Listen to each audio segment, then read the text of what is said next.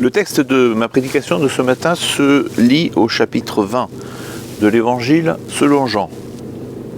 Je lis donc à partir du verset 19, « Le soir de ce jour, qui était le premier de la semaine, les portes du lieu où se trouvaient les disciples étaient fermées, par la crainte qu'ils avaient des Juifs. Jésus vint et, debout au milieu d'eux, il leur dit, « Que la paix soit avec vous. » Quand il eut dit cela, il leur montra ses mains et son côté. Les disciples se réjouirent en voyant le Seigneur. Jésus leur dit de nouveau, « Que la paix soit avec vous. Comme le Père m'a envoyé, moi aussi je vous envoie. » Après ces paroles, il souffla sur eux et leur dit, « Recevez l'Esprit Saint. Ceux à qui vous pardonnerez les péchés, ils leur seront pardonnés. Et ceux à qui vous les retiendrez, ils leur seront retenus. » Thomas, appelé Didyme, l'un des 12, n'était pas avec eux lorsque Jésus vint. Les autres disciples lui dirent donc, « Nous avons vu le Seigneur. » Mais il leur dit, « Si je ne vois pas dans ses mains la marque des clous, si je ne mets pas mon doigt à la place des clous, et si je ne mets pas ma main dans son côté, je ne croirai point. » 8 jours après, les disciples de Jésus étaient de nouveau dans la maison, et Thomas avec eux. Jésus vint, les portes étant fermées, et debout au milieu d'eux, il leur dit, « Que la paix soit avec vous. » Puis il dit à Thomas, « Avance ici ton doigt, regarde mes mains, avance aussi ta main et mets-la dans mon côté, et ne sois pas incrédule, mais crois. » Thomas lui répondit, « Mon Seigneur et mon Dieu. » Jésus lui dit, « Parce que tu m'as vu, tu as cru. Heureux ceux qui n'ont pas vu et qui ont cru. » Jésus a fait encore en présence de ses disciples beaucoup d'autres miracles qui ne sont pas écrits dans ce livre. Mais ceci est écrit afin que vous croyiez que Jésus est le Christ, le Fils de Dieu, et qu'en croyant, vous ayez la vie en son nom.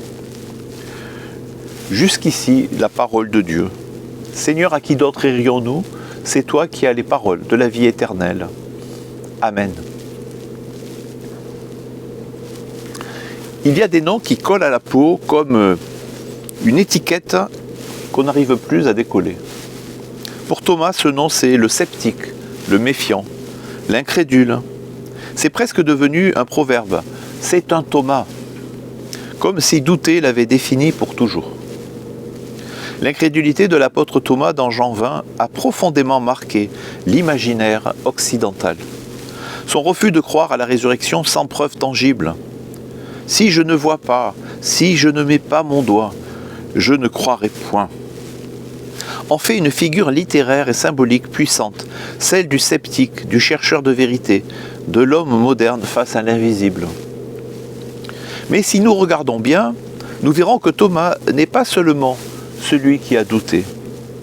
Il est surtout celui qui a confessé la foi la plus puissante et la plus pure de tout l'évangile de Jean.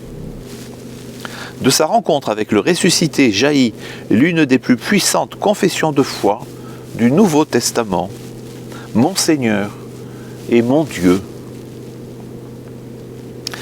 Alors que ses compagnons lui parlent de miracles qu'il n'a pas vus, Thomas reste debout, honnête, vrai, sans faux semblant. Il aurait pu faire semblant, sourire poliment, mais il choisit la vérité. Si je ne vois pas, je ne croirai pas. Et c'est justement là, dans cet espace fragile, entre le doute et le désir de croire, que le ressuscité vient à sa rencontre. Non pour le condamner, non pour lui faire la morale, mais pour lui tendre les mains percées, pour lui offrir la paix et une place parmi les croyants. Et là, tout bascule.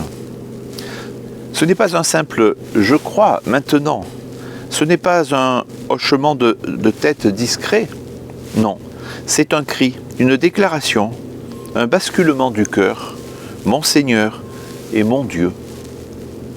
C'est le cri de quelqu'un qui vient de toucher la vérité, le cri d'un homme brisé qui retrouve l'espérance. Peut-être que ce matin, toi aussi, tu arrives avec tes doutes. Tu ne veux pas faire semblant, tu veux du vrai, du solide. Ne sois pas honteux de ton chemin, car c'est souvent dans le doute sincère, que naît la foi la plus pure. Et si aujourd'hui c'était à ton tour de dire avec Thomas, « Mon Seigneur et mon Dieu ». Premièrement, la peur derrière des portes closes. Versets 19 à 23. Le soir de ce premier jour de la semaine, les disciples sont enfermés. Ils ont peur, ils ont vu leur maître crucifié. Ils ne savent pas encore, vraiment, comment croire à sa résurrection. Ils sont comme parfois nous aussi paralysés entre ce qu'ils ont entendu et ce qu'ils ont du mal à croire. Mais Jésus ne se laisse pas arrêter par les verrous. Il vient debout au milieu d'eux. Il parle, que la paix soit avec vous. 3 fois dans ce passage, cette phrase est répétée, comme si Jésus savait que c'était exactement ce que ces cœurs brisés avaient besoin d'entendre et ce que nous avons nous-mêmes besoin d'entendre. Que la paix soit avec vous. Pas une accusation, mais la paix véritable et profonde qui vient de lui seul. Il montre ses mains, son côté, il ne cache pas ses blessures. Elles sont la preuve que c'est bien lui, mais aussi le rappel que la paix qu'il donne est passée par la croix. Et là, il souffle sur eux, comme Dieu a soufflé dans les narines d'Adam, pour lui donner vie. Genèse 2, verset 7. Ici, c'est une nouvelle création. Par l'Esprit Saint, Jésus donne une mission, un envoi. Comme le Père m'a envoyé, moi aussi, je vous envoie. Au sujet de la paix que Jésus donne, voici ce que dit Luther. Luther qui a lui-même traversé des angoisses spirituelles profondes, craignant sans cesse d'être rejeté par Dieu. Il a trouvé la paix non dans ses œuvres, mais dans l'Écriture, notamment dans Romains 5, verset 1. Étant donc justifiés par la foi, nous avons la paix avec Dieu par notre Seigneur Jésus-Christ. Pour lui, cette paix avec Dieu est le fondement de toute vie chrétienne. Quand le cœur saisit l'Évangile, je cite Luther ici, quand le cœur saisit l'Évangile et la promesse du Christ, il trouve la paix. Et rien au monde ne peut lui ravir. C'est extraordinaire ça. Il dit ceci dans son commentaire sur l'Épître aux Galates. Quand le cœur saisit l'Évangile et la promesse du Christ, il trouve la paix et rien au monde ne peut lui ravir cette paix. Luther insiste, la paix ne vient pas des efforts humains, ni d'un apaisement moral. Elle est donnée gratuitement par le Christ qui a pris sur lui notre châtiment, sur la croix. Je cite, « Le Christ est notre paix, car il a porté notre châtiment. » Il lit souvent Ésaïe 53, verset 5. Rappelez-vous ce texte fameux, hein. Le châtiment qui nous donne la paix est tombé sur lui. Vous voyez, le châtiment qui nous donne la paix est tombé sur lui. Lui, le Christ, le Messie. Il lit souvent Ésaïe 53, verset 5, « Au message du Christ ressuscité, c'est par ses souffrances que nous pouvons connaître la paix. » Deuxièmement, le doute sincère de Thomas. Maintenant, on va parler du doute de Thomas, qui est aussi le nôtre. Parce que ne me dites pas que vous n'avez jamais douté, ni même que peut-être aujourd'hui, vous ne doutez pas. Un petit peu, au moins en partie. Lors de la première apparition du ressuscité à ses disciples, Thomas n'est pas là. Ça, vous l'avez remarqué, hein, quand on a lu le texte. Quand les autres lui racontent, il ne peut pas se contenter de leurs mots. Il veut voir, il veut toucher, il veut expérimenter. Je lis au verset 24. Thomas, appelé Didyme, l'un des 12, n'était pas avec eux lorsque Jésus vint.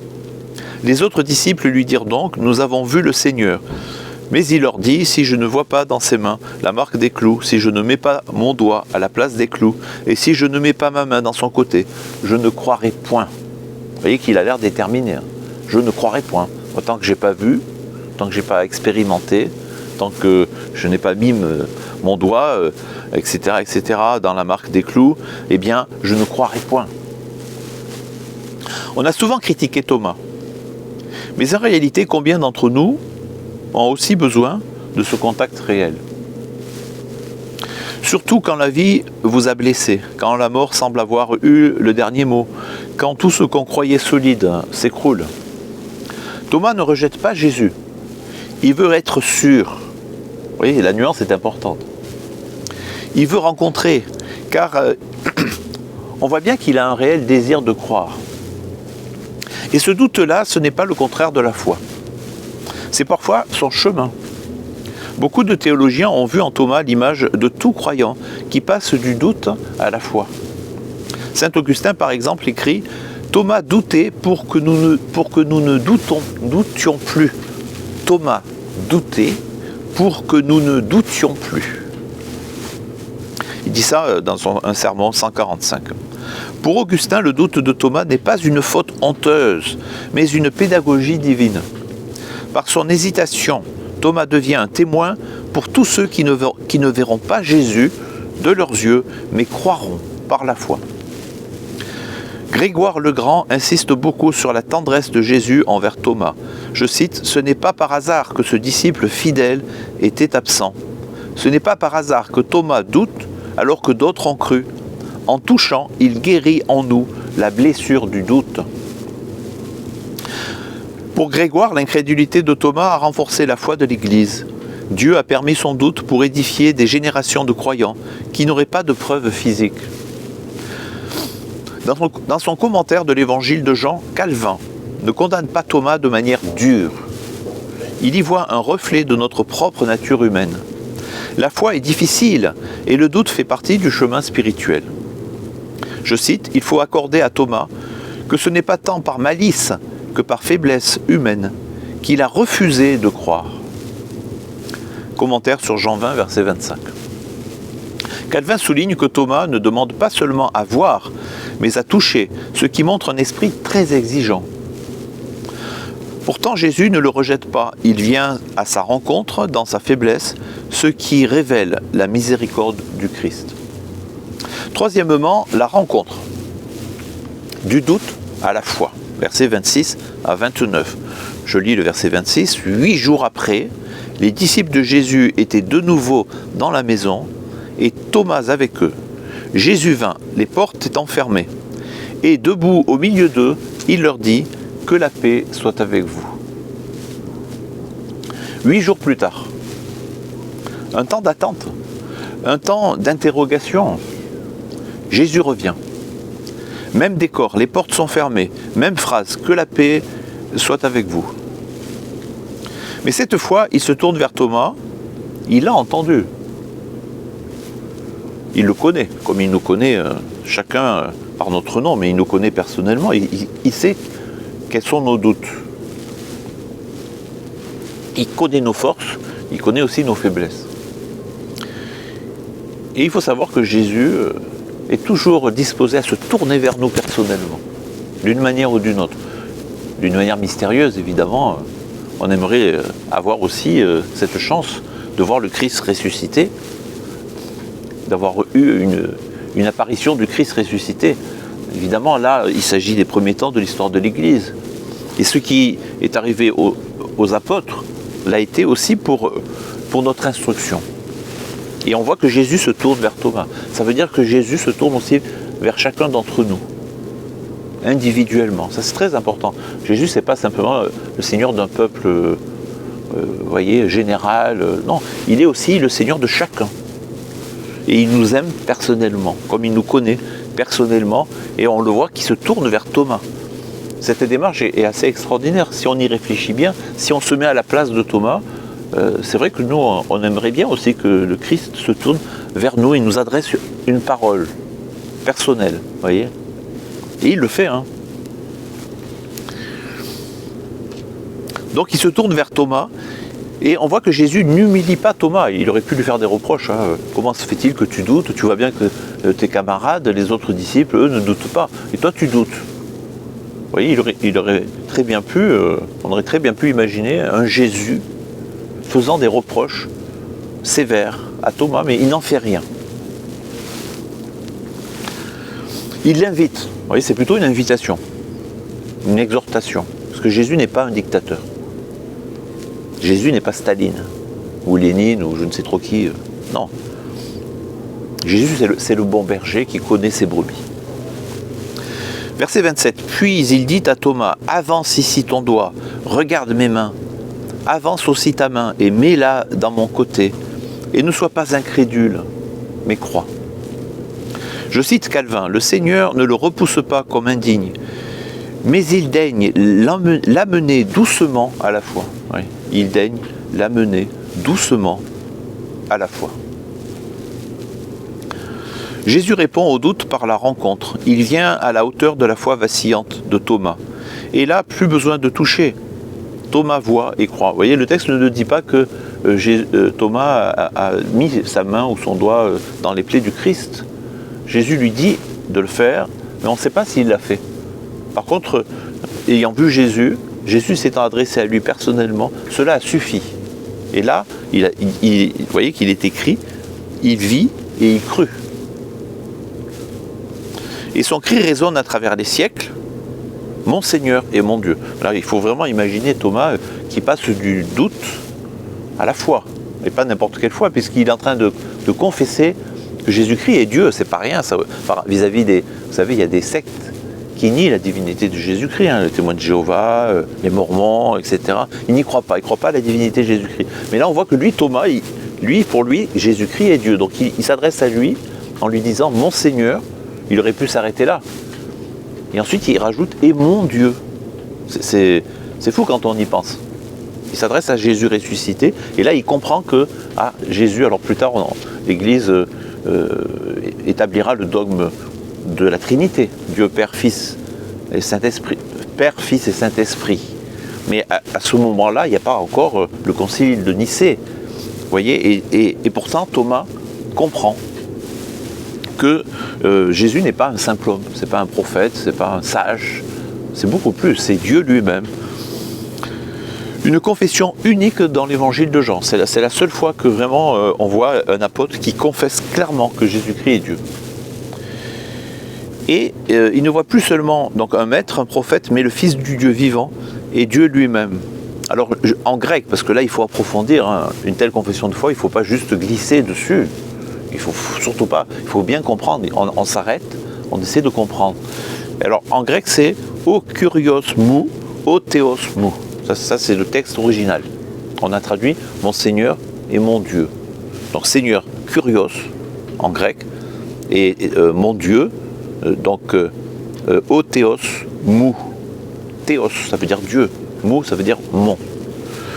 Donc il s'agit là d'une déclaration théologique majeure. Thomas appelle Jésus non seulement Seigneur, Kurios, qui est un titre messianique, mais aussi, cela ne vous aura pas échappé, mon Dieu, o théos mou, une confession de la divinité de Jésus sans équivalent dans les évangiles. Elle clôt la montée de la foi dans l'évangile de Jean, parce que vous savez, dans l'évangile de Jean, il y a une montée de la foi. On a l'impression qu'on gravit des marches jusqu'à ce que, enfin, les disciples comprennent, et nous-mêmes, Jésus-Christ est Dieu. Oui, mais c'est progressif. La divinité de Jésus-Christ, elle ne nous est pas révélée comme cela dès le départ. En fait, c'est progressif. Donc il y a une montée dans tout l'évangile de Jean, et ce qui clôt la montée de la foi dans cet évangile, c'est Jésus est Dieu incarné. Vous voyez, le mystère de l'incarnation. Et on voit que la fin de l'évangile de Jean renvoie au tout premier verset de celui-ci. Rappelez-vous, verset 1, au commencement était la parole, et la parole était avec Dieu, et la parole était Dieu. La parole était Dieu. Verset 14, la parole a été faite chair. On comprend que le texte nous parle de Jésus, l'incarnation. Et elle a habité parmi nous, pleine de grâce et de vérité, et nous avons contemplé sa gloire, une gloire comme celle du Fils unique, venu du Père. Donc il faut relire le prologue de Jean pour comprendre la suite, évidemment. La réponse de Thomas, mon Seigneur et mon Dieu, est, selon Calvin, l'une des plus hautes confessions de foi du Nouveau Testament. Elle proclame la seigneurie totale de Jésus et sa divinité. Je cite Calvin, il ne dit pas seulement Seigneur comme les autres, mais il ajoute mon Dieu, montrant qu'en Jésus se trouve toute la plénitude de la divinité. Jean 20, verset 28. Pour Calvin, cette déclaration dépasse les attentes. Thomas devient ainsi un témoignage vivant que le doute peut conduire à une foi encore plus profonde. Beaucoup de chrétiens ont expérimenté ce passage radical du doute, le plus tenace, à une foi assurée. Alors là, j'ai plusieurs exemples, mais je ne vais pas tous les citer. Je pense, puisque j'ai déjà parlé de C.S. Lewis, vous savez que C.S. Lewis, c'était l'auteur préféré de la reine d'Angleterre. Et c'était un chrétien convaincu. C.S. Lewis. Il était anglican. Et on sait que C.S. Lewis, célèbre auteur et intellectuel britannique, fut d'abord un athée convaincu avant de devenir un ardent défenseur du christianisme. Influencé par des discussions profondes avec ses amis croyants, dont J.R. Tolkien, l'auteur du Seigneur des Anneaux, qui lui était catholique, mais croyant, profondément croyant, il passa progressivement du doute à la foi. Comme Thomas, Lewis comprit que la foi est un acte de confiance, un pas vers l'invisible. Son parcours illustre que le doute peut être une étape vers une foi plus profonde. Quatrièmement, une bénédiction pour ceux qui croient sans voir. Ça, ce sont les versets 29 à 31. Remarquez que Jésus ne s'adresse pas seulement à Thomas, mais il nous parle aussi à nous, dans ce texte-là. Verset 29, Jésus lui dit, « Parce que tu m'as vu, tu as cru ». Donc ça, là, il s'adresse à Thomas. Et il rajoute, « Heureux ceux qui n'ont pas vu et qui ont cru ». Et à votre avis, c'est qui ça? Qui c'est qui n'a pas vu et qui a cru? Moi, je n'ai pas vu. J'étais pas là le jour où Jésus est apparu aux disciples. Ni vous ni moi n'étions là. Donc nous, on croit sans voir. On est d'accord. On n'a pas de preuve formelle, absolue. On n'a pas vu le Christ ressuscité. Il ne nous est pas apparu. Alors peut-être qu'il vous est apparu à vous, mais en tout cas, moi pas. J'aurais bien aimé, mais non. Donc moi, je crois sans voir. Et vous, vous êtes dans la même situation. Mais c'est ça la foi. La foi, c'est croire sans voir. Et Jésus dit, mais ça, c'est pas un problème. Et même, je vous le dis, heureux ceux qui n'ont pas vu et qui ont cru. Donc c'est une bénédiction. En fait, il bénit ceux qui ont cru sans avoir vu. Ce n'est pas une critique contre Thomas, encore une fois, c'est une promesse pour nous. Nous qui ne pouvons pas toucher les marques dans les mains du ressuscité, nous qui avons parfois du mal à croire en plein désert, au milieu du chaos ou dans les longues nuits de doute. Quand Jésus dit « Heureux ceux qui n'ont pas vu et qui ont cru », Calvin y voit l'éloge de la foi fondée sur la parole, non sur la vue. Par ces mots, le Seigneur loue cette foi qui repose seulement sur la parole. Je cite Calvin. Je suis désolé, je cite souvent Calvin parce que c'est mon maître en théologie. Moi, je suis réformé. Je suis calviniste. Donc Calvin, c'est un peu celui qui... J'y reviens souvent parce que j'estime qu'il a une compréhension très approfondie de la foi chrétienne. Mais ce n'est pas le seul. Mais comme il est dans ma tradition à moi, je le cite souvent, avec Luther aussi. Mais voilà. Bon, mais après, ce n'est pas la parole de Dieu, Calvin. Mais c'est quelqu'un qui, pour moi, a bien compris la parole de Dieu. Donc je le cite. Par ces mots, le Seigneur loue cette foi, donc la foi de Thomas, qui repose seul, pardon, pas la foi de Thomas, mais la foi de ceux qui croient sans voir. Voyez ? Par ces mots, le Seigneur loue cette foi qui repose seulement sur la parole, sans les appuis visibles. Heureux ceux qui ont cru sans avoir vu. C'est la foi que nous devons rechercher. On doit rechercher cette foi-là. On ne doit pas rechercher une foi qui repose sur l'expérimentation ou sur le fait de voir des miracles ou sur le fait d'avoir une vision du Christ ressuscité. Parce que si notre foi doit reposer sur ça, je peux vous assurer qu'il n'y en a pas beaucoup qui auraient la foi. Parce que ce n'est pas comme ça que ça fonctionne.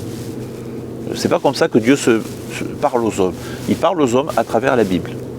Donc il nous faut croire sur la base de ce qui est écrit. Cette parole est pour les générations futures, y compris nous, qui ne voient pas Christ physiquement, mais le rencontrent par l'écriture et le témoignage apostolique.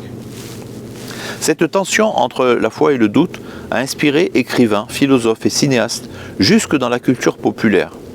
Bon là j'ai plein d'exemples, mais ça serait trop long, mais je vais en citer deux parce que ça va peut-être plus vous parler, parce que ce sont des exemples qui sont tirés du cinéma. Et ça, le cinéma, c'est la culture pop. C'est aussi, ça fait partie de notre culture. Je ne sais pas si vous avez vu ces deux films-là. Alors l'un sans doute, puisqu'il s'agit de Star Wars, la guerre des étoiles. Mais sinon, vous avez aussi un film que je vous encourage aussi, que vous devriez avoir vu, c'est Les ailes du désir. C'est un film de 1987 de Wim Wenders, qui a d'ailleurs été, il y a eu un remake, et c'est La Cité des Anges. Quelqu'un a vu La Cité des Anges? Il faut voir, hein, La Cité des Anges, c'est avec John Cage. C'est un film extraordinaire. Et alors, Les ailes du désir, un ange observe les humains et choisit de devenir un homme. Ça, c'est le thème. C'est une fiction, évidemment. Hein. sans savoir ce que cela implique. Vous voyez, c'est un ange qui choisit de devenir un homme. C'est pas possible dans la réalité. On peut essayer d'imaginer un ange. D'abord, il observe. Il voit les humains qui vivent, etc., dans la chair, donc avec tout ce que ça représente, et il choisit de devenir un homme. Donc, il pose un acte de foi parce qu'il ne sait pas ce que cela implique. Il voit, mais il n'a pas expérimenté. Son acte est un saut de foi. Le film baigne dans une méditation poétique sur croire en l'amour. Il est beaucoup question d'amour dans ce film. La vie et l'humain, mais sans garantie. Dans la culture... oui, Star Wars, pourquoi? Parce que dans la guerre des étoiles, la force est une puissance que les fameux Jedi, c'est comme ça qu'on dit, non? Jedi, apprennent à sentir, à croire, avant même de la voir. Rappelez-vous, hein, vous l'avez vu Star Wars. Ne me dites pas que vous n'avez pas vu Star Wars quand même. Vous l'avez vu? Vous l'avez vu? Voilà, vous l'avez vu. Même en Belgique, on regarde Star Wars quand même. Et puis, Nicolas, vous l'avez, bien sûr. Star Wars, il est question de la force, on est d'accord. Et la force, c'est invisible. Et les Jedi doivent apprendre à la sentir, un peu comme on doit sentir la présence du Christ et du Saint-Esprit. Ils doivent y croire. C'est pas si évident que ça, d'ailleurs, on le voit bien dans le film. Avant même de la voir, Luke Skywalker, qui est le héros de la trilogie. C'est plus qu'une trilogie d'ailleurs, parce qu'il y en a eu 9, il y a eu 9 épisodes, c'est ça. Hein. Le héros de la série, on va dire. À un moment donné, on voit qu'il ferme ses yeux pour laisser la force le guider. Et c'est une image moderne du croyant qui voit l'invisible. Après, il y a plein d'autres exemples, hein, mais il faut bien comprendre que notre texte ici, il a inspiré notre civilisation. Thomas a marqué.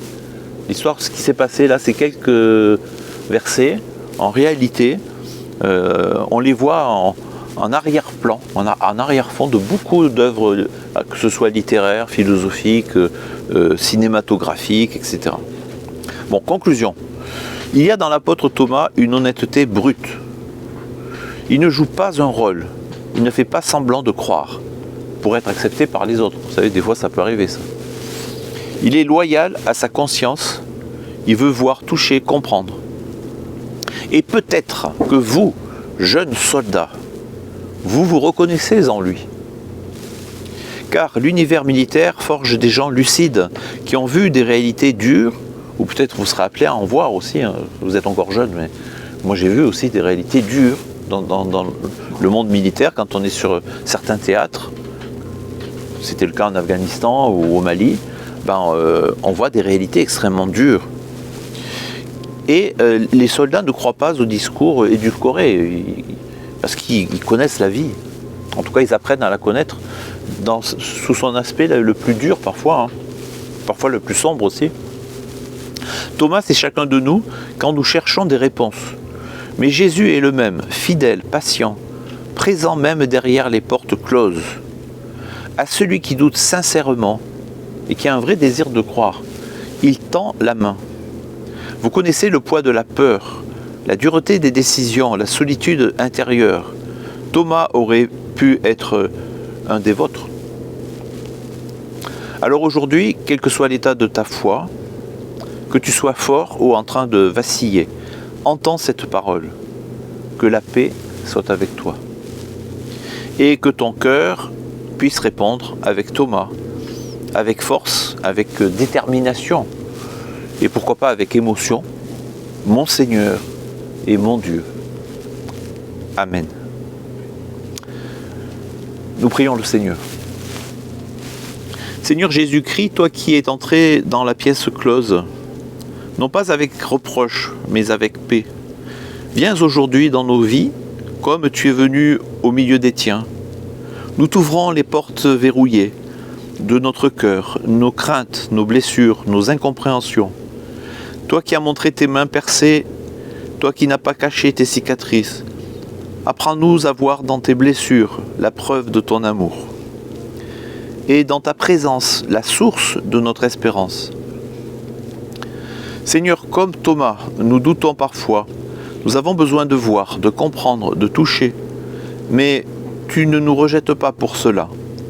Tu nous invites à la rencontre. Tu viens à nous avec patience.